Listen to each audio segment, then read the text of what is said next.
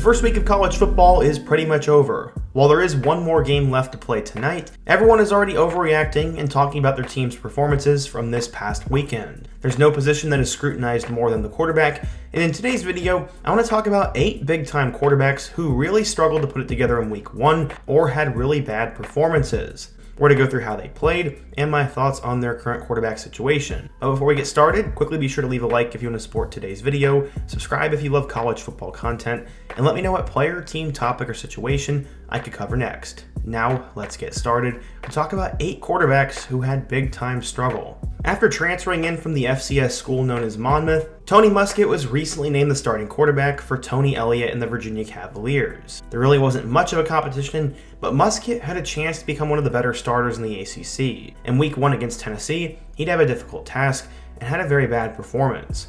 While he did get hurt later on in the game, his initial stat line was not good. He went 9 of 17 for 94 yards without a touchdown or an interception. He only completed 52% of his passes, and the most concerning part about it all was that he just looked completely lost, and the Virginia offense looked dead in the water.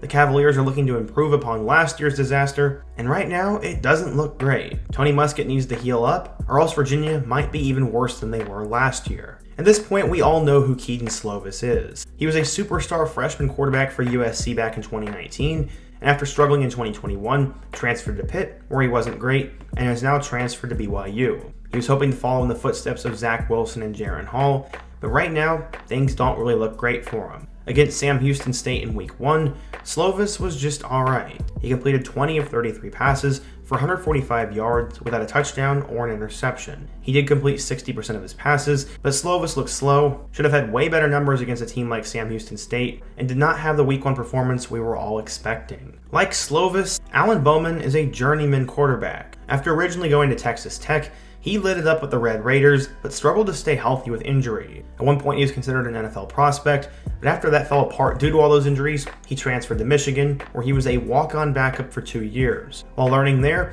he decided to use his last year of eligibility and transferred to Oklahoma State to fill in for Spencer Sanders. This past week, he was named the starting quarterback, but in his week 1 game against Central Arkansas, Bowman looked pretty bad. He ended up going 13 of 24 for 80 yards without a touchdown or an interception. This came against an FCS opponent, and with all the experience he had, you would think that he'd have a much better performance. Unfortunately, he left a lot to be desired, was honestly pretty boring, and may lose the job to Garrett Rangel. Only time will be able to tell, but Alan Bowman did not have a great week 1. The next guy we need to talk about is Jeff Sims from Nebraska. Sims was once a 4-star recruit coming out of high school, but after decommitting from Florida State, decided to sign with Jeff Collins at Georgia Tech. He started as a true freshman, and throughout the next 2 years showed glimpses of superstar potential, but was also in a terrible offense, and at times had issues turning the ball over. He decided to transfer to Nebraska, as Matt Rule saw a lot of potential in him, and he pretty quickly won the starting quarterback job. This past Thursday, he made his first career start against Minnesota,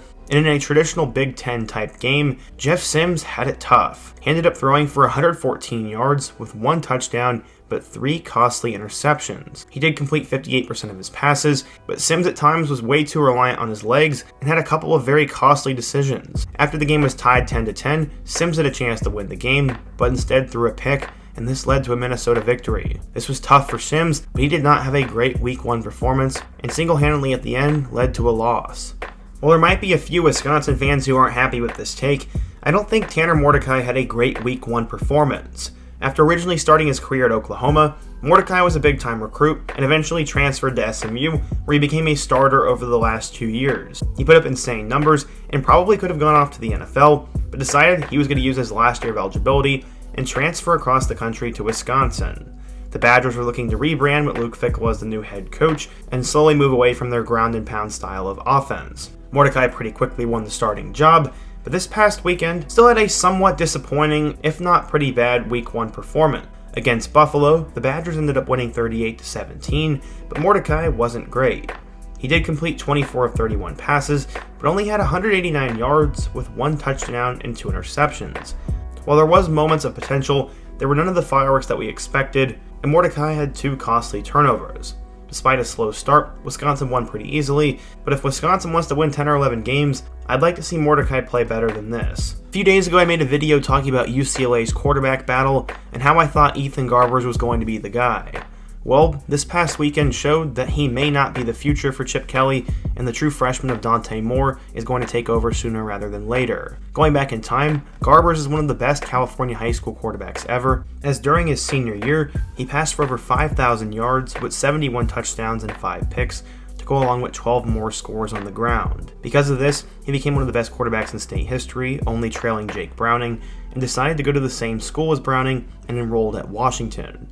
After getting buried on the depth chart, Garbers decided it was best to transfer and landed on UCLA going into the 2021 season. He probably thought he'd be behind DTR for 1 year, and his only real time came late against Oregon. DTR came back for 2022, and Garbers was once again the backup. After 2 years in Chip Kelly's system, it looked like it was finally his time to be unleashed, and being put in a 4-man quarterback battle with Justin Martin, Colin Schley, and Dante Moore, he won out. This past weekend, though, he was not great. Against Coastal Carolina, he went 10 of 17 for 121 yards with a touchdown and 2 interceptions. Based on what I've read, he did not look great. The offense was pretty stale, and his numbers show that. Dante Moore eventually came in with 2 touchdowns, and he's going to end up being the guy, and Garbers is probably not going to start another game. We will have to wait and see, though. The next guy we need to talk about is Jaden Daniels from LSU. After becoming a 5-star recruit in high school, Daniels spent 3 years at Arizona State before he decided to transfer to LSU and become Brian Kelly's quarterback. After a breakout 2022 season, Daniels was supposed to be one of the best quarterbacks in the SEC and was getting first-round buzz and was even getting Heisman hype. He's a guy who could both throw and run, and seemingly was taking control of the offense. We all knew week 1 was going to be difficult as they matched up against Florida State, and this was going to show us the truth. In their first game against the Seminoles, Daniels did throw for 347 yards, but he also only had 1 touchdown and had an interception. He not only had a huge hit on the field, but this would be a huge hit to his stock this year. In a season where LSU is hoping to make the college football playoff, Daniels did not elevate his play, did not make the plays that mattered, and honestly, this game was the bust of week 1. The final guy we need to talk about is Kyle McCord.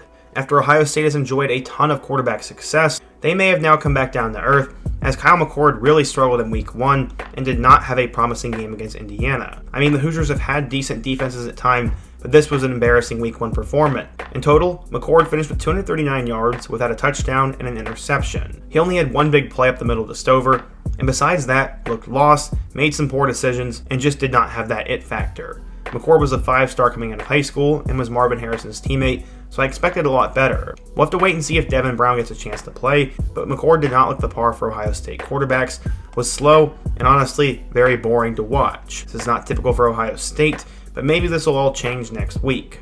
Who knows? So yeah, today we talked about 8 quarterbacks who did not have great week 1 performances, talked about who they were, how they did, and now let me know what you think. Is there a quarterback I missed? Is there a topic you want me to cover this week from this past weekend of action? And if so, be sure to let me know down below, leave a like, subscribe if you're new, and check out all of the videos on the end screen. I hope to see you guys again soon, but until next time, peace.